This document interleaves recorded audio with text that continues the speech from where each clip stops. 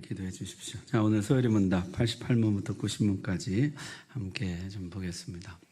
자, 우리 이제 십계명의 결론, 십계명을 쭉 이야기하고 나서 결론 뭐예요? 죄인은, 죄의 본성이 있는 사람은 결코 이 계명을 완전히 지킬 수 없다는 것이죠. 그리고 지키지 못한 것에는 진노와 저주가 따른다는 거죠. 그렇다면 누구라도 지킬 수가 없고 지키지 못하면 진노와 저주가 따른다 그러면 모든 사람이 진노와 저주를 피해갈 수 없다는 뜻이죠. 그래서 우리가 지난 시간에 본 85문은 진노와 저주를 피할 길이 있다는 것이죠. 하나님이 피할 길을 주셨다는 것이죠. 그게 뭐였습니까?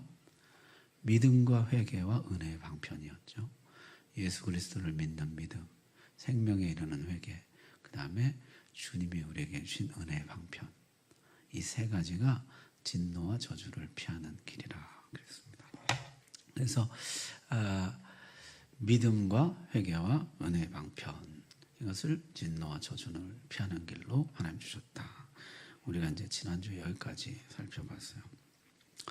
그래서 오늘은요 88문 그 은혜의 방편이란 도대체 뭐냐? 믿음은 예수 그리스도만 영접하고 그만 의지하는 것이고, 생명에 이르는 회개는 내 죄를 깨닫고 죄를 돌이키는 것, 죄에서 하나님께로 돌이키는 것, 그게 회개인데, 은혜의 방편은 뭐냐? 88문부터는 그것을 다루고 있습니다. 한번 해보겠습니다. 그리스도께서 우리에게 구원의 유익을 전하시려고 나타내시는 보통 방법이 무엇인가? 그리스도께서 우리에게 구원의 유익을 전하시려고 나타내시는 보통 방법은 그의 규례인데, 특히 하나님의 말씀과 성례와 기도이다. 이것이 모두 그 택하신 자에게 효력이 되어 구원을 얻게 한다. 아멘. 자, 그리스도께서 구원의 유익을, 그리스도께서 이루신 구원의 유익이 있어요.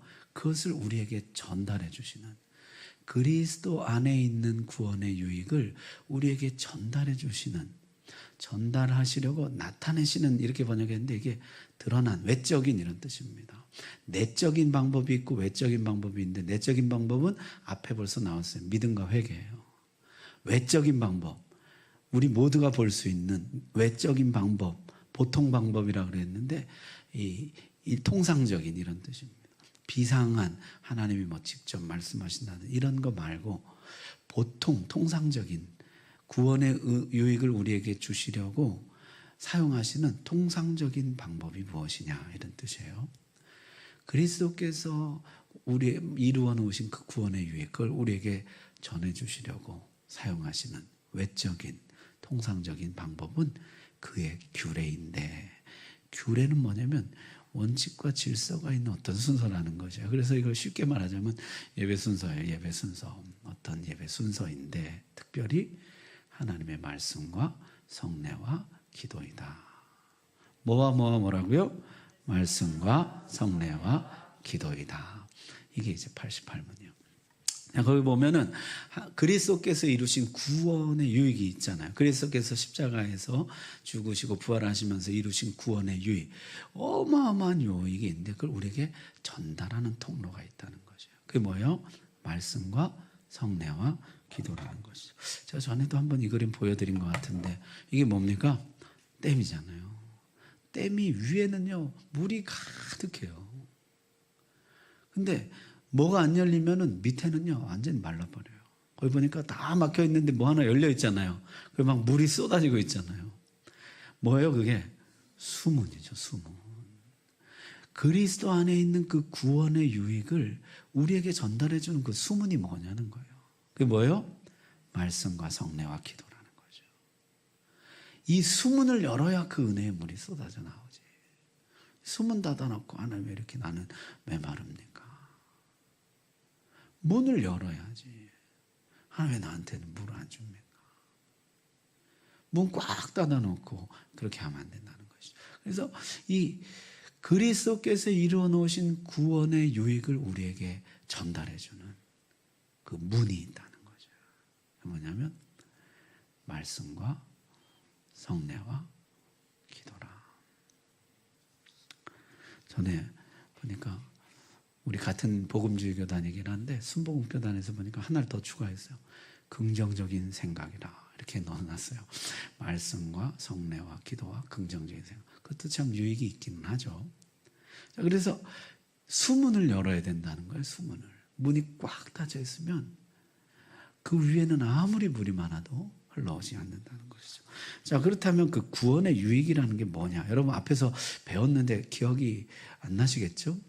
자, 32문에 효력 있는 부르심을 받은 자들, 성령이 부르시는 자들은 유익을 받는데 금생에서 죽을 때 부활해서 이렇게 받는다는 거죠. 금생에서 받는 유익이 뭡니까? 의롭다 하심과 칭의, 양자로 삼는 것, 수양, 거룩하게 하심, 성화, 그리고 그와 함께 여러 가지 유익을 받는다 그랬어요. 이 세상에서 받는 유익이 있어요. 교회 다녀서 좋은 게 뭔데? 예수 믿어서 좋은 게 뭔데? 그 좋은 게 뭐예요? 이 땅을 살면서 받는 유익. 첫 번째는 의인으로 산다는 거예요. 의인으로. 죄인으로 끌려다니며 살지 않고 의인으로 살아요. 의인일 뿐만 아니라 양자로 산다. 하나님의 자녀로 산다는 거죠. 그리고 점점 거룩하게 된다. 여기서부터 나오는 많은 유익을 얻는다. 여기서부터 나오는 유익은 뭐냐? 그게 이제 36문이에요. 뭐였습니까? 하나님의 사랑을 확실히 아는 것, 양심에 화평한 것, 성령 안에서 얻는 쾌락과 기쁨이죠. 은혜가 증가됨, 끝까지 굳게 참는 것. 그래서 혹시 이 그림 여러분 생각나실지 모르겠네요. 하나님의 사랑을 확실히 아는 것, 양심이 평안한 것, 성령 안에서 얻는 기쁨, 은혜의 증진, 은혜가 점점 더해감이죠. 끝까지 참는 것. 이것이 금생에서 그리스도인이 누리는 유익이에요. 금생에서 누리는 유익. 그게 그리스도께서 이루신 것이에요. 칭의, 양자, 그 다음에 성화, 그리고 거기서부터 나오는 거 하나님의 사랑을 알, 사랑의 지식, 그 다음에 양심의 평안, 성령의 기쁨, 은혜의 증진, 끝까지 있네. 이런 유익들을 주님이 만들어 놓으셨다는 것이죠. 자, 37문에 죽을 때 받는 유익은 뭐냐? 죽을 때 받는 유익은 뭐예요? 영혼은 완전히 영화돼요. 완전히 거룩하게 돼서 즉시 영광의 아버지 품에 안기고 몸은 무덤에서 부활 때까지 쉰다 그랬어요. 이게 죽을 때 신자가 받는 유익이에요. 죽을 때 우리는 어떻게 해요? 죽는 순간 우리 영혼은 아버지 품에 즉시 완전히 거룩하게 되어 안긴다는 거죠. 몸은 부활 때까지 쉰다. 부활 때 그리스도인이 받는 유익은 뭡니까? 부활 때 신령한 몸으로 다시 부활해요. 그래서 심판날에 내가 너를 밝히 안다 하심과 죄 없다 하심을 받고 완전히 복을 받아 영원토록 하나님을 흡족하게 즐거워하는 것이다. 그게 부활 때 받는 유익이에요. 그래서 그리스도께서 이루신 구원의 유익을 정리하면은 그게 세 가지예요. 금생에서 죽을 때 부활 때요. 금생에서 받는 유익은 뭐예요? 내가 죄인인데 의롭다 여김을 받아요. 칭의. 뿐만 아니라 하나님의 자녀로 입양돼요. 수양. 그 다음에 거룩하게 돼요. 성화. 여기서부터 나온 유익, 사랑의 지식이 더해가고 양심이 평안하고 성령의 기쁨이 더하고 은혜가 증진되고 끝까지 인내하는, 이게 금생에서 받는 유익이에요. 성도들이 금생에서 받는. 죽을 때는 영혼은 영화되어서 아버지 품에 안기고 몸은 휴식을 취하고, 부활 때는요 신령한 몸으로 부활하고 심판날에 내가 너를 밝히 한다, 죄 없다 하심을 받고 영생복을 받는다는 거죠. 이게 그리스도께서 예비하신 구원의 유익인데, 이 유익을 우리에게 전달해주는 통로가 있다는 거예요. 수문이. 그게 뭐예요? 말씀과 성례와 기도라는 것이에요. 그래서 오늘 이 88문은요 그 하나님 그리스도께서 이루신 그 구원의 유익, 그것을 우리에게 전달해주는 통로가 있다, 이렇게 가르칩니다. 그 수단을, 그 방편을 너희가 부지런히 사용해야 된다는 것이에요. 그 첫 번째가 말씀이에요. 하나님 말씀. 두 번째가 성례예요. 성례는 뭡니까? 세례와 성찬이에요. 세례와 성찬. 이제 다음에 성례할 때 자세히 하겠습니다만, 그 당시 로마 가톨릭은 7성례라 그래서 7가지 성례를 이야기했어요. 그러나 성경에는 성례가 2가지밖에 없어요. 세례와 성찬. 자, 그 다음에는 기도예요. 기도. 이 세 가지가 그리스도께서 마련하신 아까 그 구원의 유익들, 금생에서 죽을 때 부활할 때 받는 그 많은 유익들을 나에게 전달해주는 통로라는 것이에요. 자, 한번 이렇게 생각해 봅시다. 금생에서 받는 유익이 아까 의롭다 하심을 받는 것이잖아요. 근데요, 내가 의인이라는 확신이 없고 자꾸 내가 죄인인 것 같은 거짓된 죄책감이 나를 짓눌러요. 내가 하나님의 자녀가 아닌 것 같아요. 나는 진짜 저기 어디 서자, 종 그런 것 같지 하나님이 사랑하는 자녀라는 느낌이 잘 안 드는 거죠. 이게 뭐가 부족한 것이에요? 이 사람은 말씀과 성례와 기도가 부족한 거죠. 자, 하나님의 사랑을 확실히 알지 못해요. 하나님의 사랑에 대한 지식이 없어요. 성령이 주는 기쁨이 없어요. 끝까지 인내하지 못해요. 이 사람 뭐가 부족한 것이에요? 말씀과 성례와 기도가 부족한 거죠. 자, 내가 죽을 때 내 영혼이 완전히 거룩하게 되어서 아버지 품에 안긴다는 믿음이 안 생겨요. 죽을 때 뭐 다시 태어난 요새 전생 이런 드라마 많다. 또 태어날 것 같고 뭐 어디 구천을 떠들 것 같고 어디 지하에 갇혀 있을 것 같고. 뭐가 부족한 거예요? 이 사람에게는 말씀과 성례와 기도가 부족한 것이에요. 문이 닫혀 있는 것이에요. 그 유익이 이미 그리스도께서 만들어 놓으셨는데 그 유익이 전달되지가 않는 것이에요.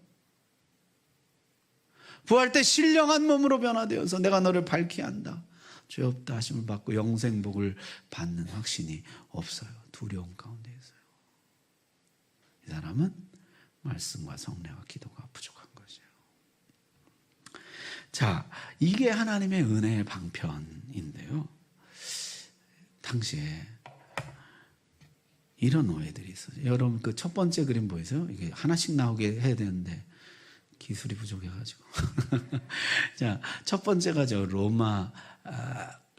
로마의 그 교황청에 있는 그 계단이에요. 루터가 저 계단을 무릎으로 기어 올라가다가 벌떡 일어나서 걸어 내려온 것이거든요. 자, 고행을 통해서 내가 그 구속의 유익을 누릴 수 있다고 생각하는 거죠. 아까 은혜의 방편은 말씀과 성례와 기도라 그랬잖아요. 그런데 고행이 은혜의 방편이라고 생각하는 거죠. 고행을 하면 할수록 그 댐에 있는 저수지에 있는 그 물이 나에게 흘러 들어온다고 생각해요. 그래서 고행을 해요. 일부러 맛있는 밥에 재 뿌려 먹고 일부러 자기를 학대하고 스스로 고통을 가해요. 그러면서 뭘 바라는 거예요? 은혜가 나에게 흘러오길 바라는 거죠. 그건 은혜의 방편이 아닌데, 문이 아닌데 엉뚱한 거 앞에 가서 지금 하는 것이죠. 그 옆에는 뭐냐면 명상이에요. 명상. 요가, 명상. 명상은 은혜의 방편이 아니에요. 여러분 뒤에 가서 하겠지만 묵상, 말씀을 묵상하는 것은 은혜의 방편이에요. 그건 말씀에 해당되는 것이에요. 그런데 명상은 은혜의 방편이 아니에요. 명상하면서 은혜가 오기를 바라는 거죠. 성지순례가 은혜의 방편이라고 생각하는 거죠. 우리 그때 성지순례 갔었잖아요. 통곡의 벽에 가서 우리 성도님들 얼마나 간절히 기도하시는지 거기서 막 은혜가 흘러나온 것 같이 그 마음은 좀 그렇잖아요. 그 수천 년 된 다윗의 성벽에 앞에 가서 기도하는 게 그걸 보면 막 유대인들이 쪽지를 막 그 구멍구멍에 꽂아놨어요. 왠지 기도가 잘 될 것 같은 생각이죠. 우리 하나님 그런 분이에요. 골방에서 기도해도 들으시는 분인데. 그런 마음으로 한 게 아니라는 거죠. 권사님 그때 그렇게 하신 모양이죠. 그렇게 한 사람도 있고 간절히 기도한 분도 있고 그랬다는 거예요. 네. 성지순례를 은혜의 방편으로 여기는 사람도 있다는 거죠. 이게 은혜의 방편이다. 그 옆에 보면 헌금, 자선을 은혜의 방편이라고 생각해요. 자원봉사, 은혜의 방편이라고 생각해요. 자, 이 은혜의 방편은요 어디에서 근거하고 있냐면요 사도행전 말씀에 근거하고 있어요. 우리 같이 한번 읽어봅시다. 시작. 그들이 사도의 가르침을 받아 서로 교제하고 떡을 떼며 오로지 기도하기를 힘쓰니라. 아멘. 거기 보면 초대교회에 하나님의 은혜가 놀랍게 임하던 때에 그 당시 성도들의 신앙생활의 모습을 보여주는 말씀이 있어요. 그들이 어떻게 했어요? 사도의 가르침을 받아 사도들이 가르친 복음의 말씀 보면 그 첫 번째 본 말씀이 나와요. 그 다음에 서로 교제하고 떡을 뗐다 그랬는데, 떡을 떼는 건 뭐 하는 거예요? 이게 성례를 성찬하는 것이에요. 주님이 먹고 마실 때마다 나를 기념하라 하셨잖아요. 그래서 초대교회 때는 예배 때마다 성찬을 했습니다. 그래서 모일 때마다 성례를 한 것이에요. 그리고 오로지 뭐 하기를 힘쓰니라? 기도하기를 힘쓰니라. 기도. 그래서 은혜 방편이 무엇이냐? 말씀과 성례와 기도라는 것이에요. 말씀과 성례와 기도. 물론 그 외에도 부수적인 것들이 있겠죠. 그런 부차적인 것들이요. 성경이 가르치는 은혜의 방편, 저수지의 물이 우리에게 쏟아져 나오는, 은혜가 우리에게 전달되는 그 숨은 통로는 뭐냐면 말씀과 성례와 기도인 것이에요. 그래서 요즘은 이걸 이렇게 말씀과 성례와 기도를 은혜의 방편이라고도 하지만 그 표현이 어려워서 은혜 받는 법, 은혜 받는 법. 우리 어떻게 은혜 받느냐? 말씀을 통해서, 성례를 통해서, 기도를 통해서 우리는 은혜를 받는다 하는 것이에요. 다시 한번 해봅시다. 여러분, 은혜 방편이 뭐예요? 말씀과 성례와 기도. 여러분 이거 가만히 보세요. 그리스도께서 이루신 구원의 유익을 그냥 우리에게 줘버리지 뭘 수문을 만들어가지고 뭐 통로를 만들어가지고 하나님 이렇게 하실까요? 그냥 그 유익을 그냥 우리에게 주면 되잖아요. 그냥 쏟아 부어주면 되잖아요. 근데 이 통로를 만들어서, 방편을 만들어서 이 방편을 사용할 때 그 유익을 누리게 하셨다는 것이에요. 이게 뭐하고 연결되냐면, 내가 예수 믿는 순간에 주님이 왜 나를 바로 그냥 죄의 본성을 제거해버리지 않으실까요? 내가 예수 믿는 순간 그냥 죄의 본성을 싹 제거해버리면은 내가 그냥 바로 그냥 거룩하게 될 텐데, 그렇게 하진 않고 어떻게 해요? 끝까지 죄와 싸우게 하셨어요. 죄의 본성을 가진 채로 끝까지 성령의 힘으로 죄와 싸워 이기게 하셨어요. 마찬가지로 구속의 은혜를, 구속의 유익을 그리스도께서 이루신 다음에 그냥 너 가져라 이렇게 주질 않고 어떻게 해요? 은혜의 방편을 부지런히 사용하라는 것이에요. 이걸 부지런히 사용해서 은혜의 양을 점점 늘려가라는 것이에요. 은혜의 깊이를 더해가라. 하나님 이렇게 하셨다는 것이요. 자, 여러분 앞에서부터 가만 보세요. 하나님 우리에게 요구하는 거, 하나님의 뜻, 하나님의 법이 어디에 있어요? 십계명 안에 담겨있죠. 십계명을 쭉 봤는데 어떻게 해요? 모든 사람이 이거 못 지켜요. 완전히 지키는 사람 없다. 근데 못 지키면 어떻게 해요? 진노와 저주가 따라요. 피할 길이 있다는 것이죠. 믿음과 회개와 은혜의 방편이에요. 이 은혜의 방편을 사용하면 이 진노와 저주를 피할 수 있다는 것이에요. 다시 말하면 은혜의 방편을 부지런히 사용할수록 뭐를 이겨간다는 것이에요? 죄를 이겨간다는 것이에요. 그래서 이게 이렇게 돼 있어요. 우리는 죄를 이길 수 없는데 은혜를 받으면 받을수록 죄를 이길 수 있다는 거죠. 따라서 죄를 이기는 방법은요, 내가 독한 결심을 하는 것이 아니에요. 단지를 해서 혈서를 쓰는 것이 아니에요. 내가 죄를 이기는 방법은 내가 정말 대단한 결심을 해서 내가 어떻게든지 해야 이것이 되는 것이 아니고, 네가 죄를 이기려면 어떻게 하라고요? 끊임없이 은혜를 받아야 된다는 것이에요. 은혜 안에 계속해서 노출될 때 너가 죄를 이길 수 있다. 그래서요, 종교개혁자들은 이것을 죄의 지배, 은혜의 지배라고 불렀어요. 지금 죄의 지배 아래에 있는 인생은 뭘로 옮겨가야 돼요? 은혜의 지배로 옮겨가야 돼요. 은혜의 지배로 옮겨가려면 어떻게 해요? 계속해서 은혜에 노출돼야 돼요. 계속 은혜를 받아야 돼요. 계속해서 은혜를 받을 때에만 나는 비로소 죄의 지배를 벗어나서 은혜의 지배 아래 있게 돼요. 죄를 이길 수 있게 된다는 것이죠. 그래서 이 서류는 이렇게 되어 있어요. 십계명 지킬 수 있는 사람 없다 이렇게 해놓고 뒤에 가서 그런데 지킬 수 있다 이렇게 가요. 어떻게 하면 지킬 수 있다는 거예요? 은혜 받으면. 은혜 받으면 지킬 수 있다. 따라서 우리가 힘쓸 것은요, 내가 죄 짓지 말아야지 이거 힘쓰면요, 이게 죄책감에 헤어나지 못해요. 우리가 힘써야 될 건 뭐예요? 은혜 받아야지. 이걸 힘써야 돼요. 어떻게 하면 내가 은혜 받을까? 이걸 힘써야 돼요. 범죄할 때마다 회개하지만 우리가 정말 신앙생활에 초점을 맞춰야 될 것은 은혜의 집이에요. 은혜의 집이에요. 어떻게 하면 내가 은혜를 더 받을까? 은혜가 내 안에 차고 넘치면 마침내 죄를 이기게 되더라는 것이에요. 에스겔 환상하시잖아요.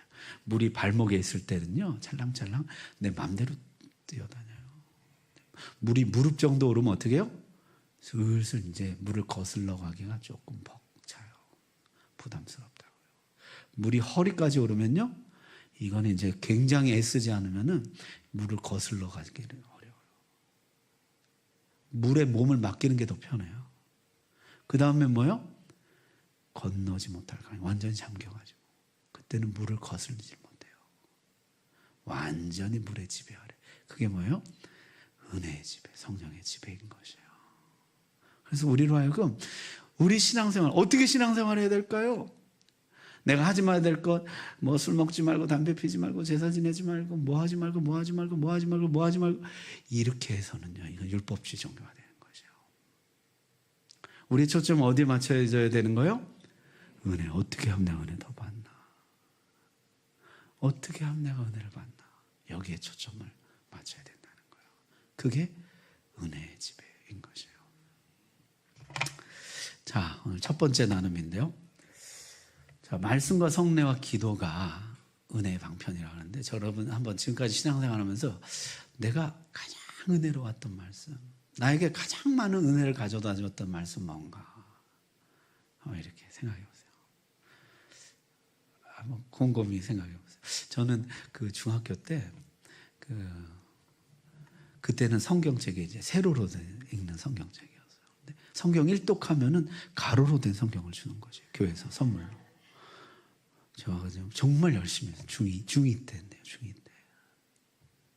그래서 12월 되니까 이제 밀린 것까지 읽느라고 그냥 밤을 새가면서 읽어서 결국에 1년 안에 그 일독을 했어요.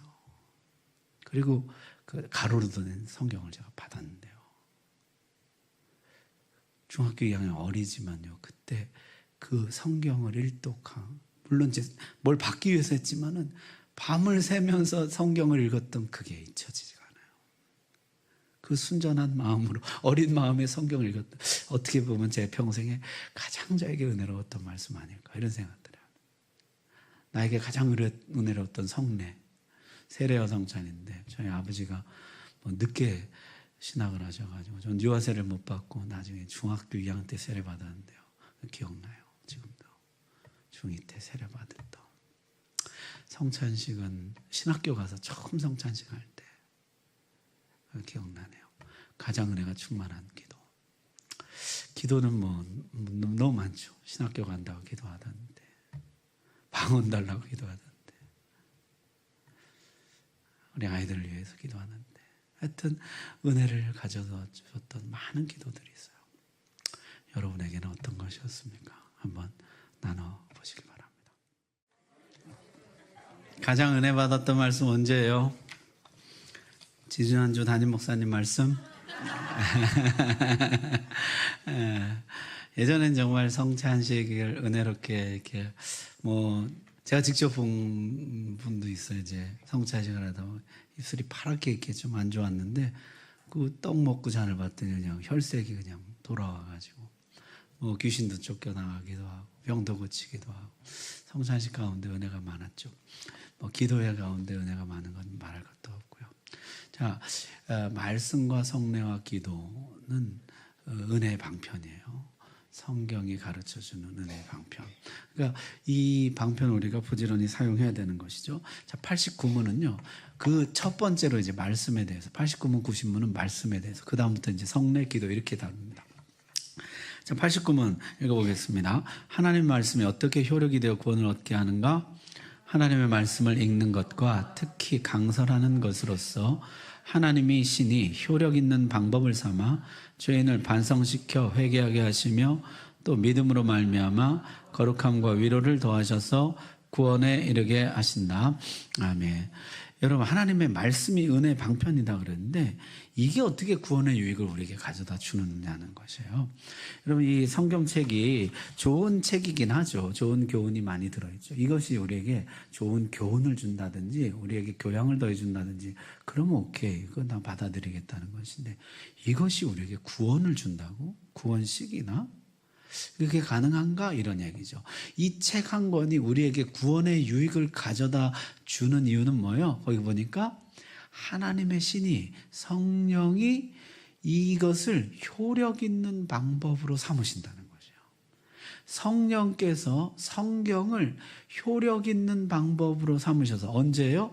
읽을 때와 강설하는 거, 설교죠. 설교를 들을 때, 하나님의 말씀을 읽을 때와 강설하는 것을 들을 때 성령께서 그것을 효력 있는 방법으로 삼아서 어떻게 해요? 죄인을 반성시켜 회개케 하신다는 거죠. 말씀을 들을 때 이 사람이 죄를 깨닫게 하고 돌이켜 회개하게 하신다는 것이에요. 참 놀라운 일이죠. 전에 스펄전 목사님 얘기했습니다만 스펄전 목사님은 구두수선공이었죠. 그분 설교 원고는 다른 사람이 읽을 수가 없다 그래요. 철자가 하도 틀려가지고. 근데요, 이분이 설교하는데 설교가 남아있어요. 심오한 설교도 아니에요. 하나님 당신을 사랑하십니다. 근데 이 사람이 여기 떼굴떼굴 굴르는 거예요. 나 같은 죄인 하나님 사랑한다고. 성령이 효력 있는 방법으로 삼으시는 것이에요. 우리 노예, 이름을 밝혀도 되나 모르겠네. 김태관 목사님이란 분이 있는데요. 이분이 파킨슨이 점점 심해져서요. 지금은 이제 말씀을 설교를 하시는데 50%밖에 못 알아듣는데요, 성도들이. 근데 놀라운 것은 부응한다는 거죠. 사람들이 계속 온대요. 그러면서 알아듣냐? 아니 못 알아들어 이러는데 계속 온다. 성령이 효력 있는 방법으로 삼으시는 것이에요. 자, 죄인을 회개케 하시고 또 믿음으로 말미암아 거룩함과 위로 가운데서, 위로라고 했는데 거룩함과 평안함 가운데서 그를 세우고 구원에 이르게 하신다는 거죠. 성경이 효력 있는 방편이 되는 것은 성령이 역사하시기 때문이에요. 자, 그래서 이 성경의 효능, 말씀의 효능에 대해서 우리가 이제 이렇게 이야기하죠. 첫 번째는 죄를 드러내, 죄를 깨닫게 해요. 내 죄를 깨닫게 하고 그 깨달은 죄를 하나님 앞에 회개하게 한다는 것이에요. 그게 말씀의 효능이에요. 믿음이 생기게 하고 하나님의 능력으로 그 사람 붙들어주고 우리를 거룩하게 한다는 것이에요. 이것이 이제 말씀의 효능 5가지입니다. 이것이 전부 성경에 기반하고 있어요. 함께 읽어봅시다. 시작. 하나님의 말씀은 살아있고 활력이 있어 좌우의 날선 어떤 것보다도 예리하여 혼과 영과 및 관절과 골수를 찔러 쪼개기까지 하며 또 마음의 생각과 뜻을 판단하나니. 아멘. 거기 보니까 하나님의 말씀은 살아있고 활력이 있어서 좌우의 날선 어떤 것보다 더 예리하여 혼과 영과 및 관절과 골수를 찔러 쪼개서 그 마음의 생각과 뜻을 드러내신다는 거죠. 뭐가 이렇게 하는 거예요? 성경이, 하나님 말씀이 그렇게 한다는 거죠. 이것은 그냥 좋은 얘기가 아니에요.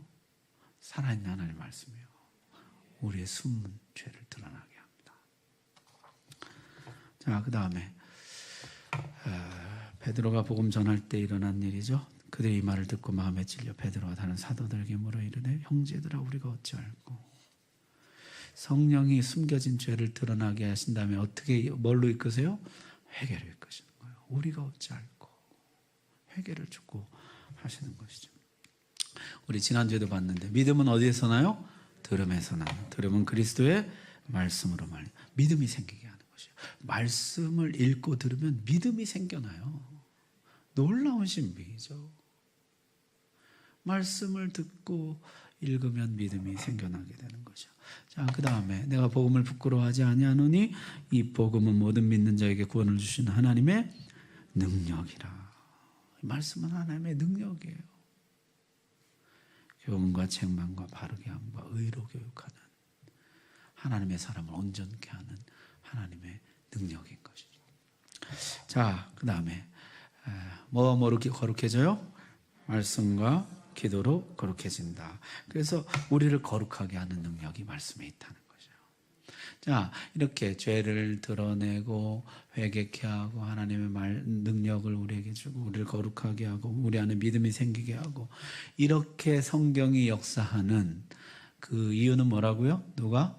성령이 이것을 효력 있는 방편으로 삼으시기 때문이라는 거죠. 자, 구신문은 그렇다면 이 효력 있는 방편인 성경 어떻게 읽고 들어야 하는가? 어떻게 읽어야 되고 어떻게 들어야 되는가? 답 한번 읽어봅시다. 시작. 하나님의 말씀이 우리로 하여금 구원을 얻게 하는 방도가 되게 하려면 마땅히 부지런함과 예비함과 기도함으로써 생각하며 믿음과 사랑을 우리 마음에 두고 행실에 나타낼 것이다. 아멘. 자, 이 하나님의 말씀을 읽고 들을 때 성령이 역사하셔서 그것이 은혜의 방편이 되게 한다 그랬습니다. 그렇다면 어떻게 성경을 읽어야 되냐? 어떻게 들어야 되냐? 어떻게 하느냐면 마땅히 부지런함과 예비함과 기도함으로 읽고 들어야 한다는 거죠. 한번 해봅시다. 시작. 부지런함과 예비함과 기도함으로 이 세 가지로 말씀을 읽고 들어야 한다는 것이에요. 이게 굉장히 중요해요. 부지런히 읽어야 돼요. 하나님 말씀을 부지런히. 여러분, 이게 육적인 일은 자연이 되지만 미워하는 일은 자연이 되지만 사랑하고 용서하는 일은 자연이 안 되잖아요. 본성을 거슬러야 되잖아요. 불평은 자연이 되지만 감사는 자연이 안 되잖아요. 이건 거슬러야 되잖아요. 여러분, 게으른 것은 자연이 되지만 부지런한 것은 자연이 안 됩니다. 하나님 말씀을 부지런히 읽어야 돼요. 여러분, 요새 하나님 말씀 읽고 계세요? 부지런히 읽어야 돼요. 부지런히. 저 신학교 다닐 때 우리 설교학 교수님은 성경을 최소한 자기 나이만큼 읽어야 된다는 거죠. 연세가 어떻게 되세요, 여러분? 최소한 자기 나이만큼은 성경을 읽어야 돼요. 창세기부터 계시록까지. 그리고 신학생들에게는 백독하기 전에는 고개도 들지 말라 그랬어요. 여러분, 성경을 부지런히 읽어야 됩니다. 그리고 부지런히 들어야 돼요. 부지런히. 부지런함이 있어야 돼요. 부지런함이 없으면 지금 결코 성경 읽지 못해요.